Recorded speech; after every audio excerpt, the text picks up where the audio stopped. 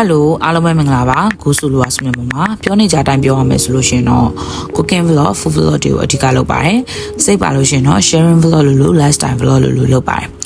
အခုတော့2 minute podcast လေးလုပ်ကြည့်ဖို့အတွက်စိတ်ကူးလေးရလာလို့တစ်ပတ်အတွင်းကောင်းထည့်ပေါ်ပြခဲ့တာဖြစ်ပါတယ်အကြောင်းအရာတွေကတော့ထုံးစံတိုင်းပဲကြုံရဆောင်ရထွေရလေးပါကိုပြင်ပြီးအားချောင်းတော့မှာပါအားချောင်းတော့ရင်နောက်ကျနေဆိုတော့ဂိုးဆူလိုရဲ့ YouTube channel လေးကို subscribe လုပ်ပြီးတော့subscribe လုပ်ပြီးတော့ပတ်စင်စတာပြင်နေတိုင်းဝင်ရောက်ထောင်လို့ရပါတယ်ကဲမြန်မာနိုင်ငံမှာမိန်းကလေးတိုင်းတနည်းမဟုတ်တနည်းနဲ့ပေါ့နော် sexual harassment လုပ်ခံရပါတယ်အခုကမိန်းကလေးတွေမဟုတ်ယောက်ျားလေးတွေလည်းလုပ်ခံနေရပြီအဲ့တော့အဲ့ဒါအခုမှမဟုတ်ဟိုအရင်2010ဝန်းကျင် YBS ဘတ်ဒီမပေါ်ခင်လောက်တည်းကကားပေါ်မှာဖင်ခံခံရတာတို့နောက်ကနေတော့လိုက်ညောင်းတာတို့မကြုံဘူးတဲ့မိန်းကလေးဆိုတာခက်ရှာပဲအဲ့တုန်းနဲ့အဲ့တော့လေပိုင်းဆိုင်စော်ကားခံရဆိုတာလေသလားဟိုကိုတီးလက်ရောက်ပဲမဟုတ်ဘူးเนาะကိုတီးလက်ရောက်ပဲပြမှုမြောက်တာမဟုတ်ဘူးเนาะစကားနဲ့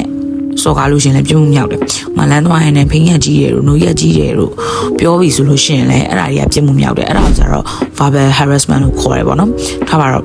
အဲ့လိုမျိုးဖြစ်လာပြီဆိုလို့ရှိရင်အရေးကြီးဆုံးအချက်က speak out လုပ်ဖို့လုံးဝမရှက်ပါနဲ့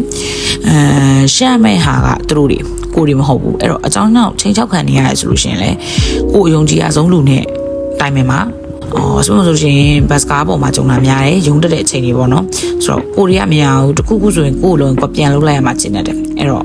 မဘာဖြစ်စောင့်တွန်းလိုက်တာတို့အသက်ကြီးပြီးစောင့်ရှက်မရှိဘူးလားဘာညာနဲ့အော်ပေးလိုက်တယ်အဲ့လိုဆိုရင်တို့မဟုတ်လို့ခက်လန်းလန်းရောက်သွားတယ်ပေါ့နော်အဓိကကတော့ပြောချင်တာက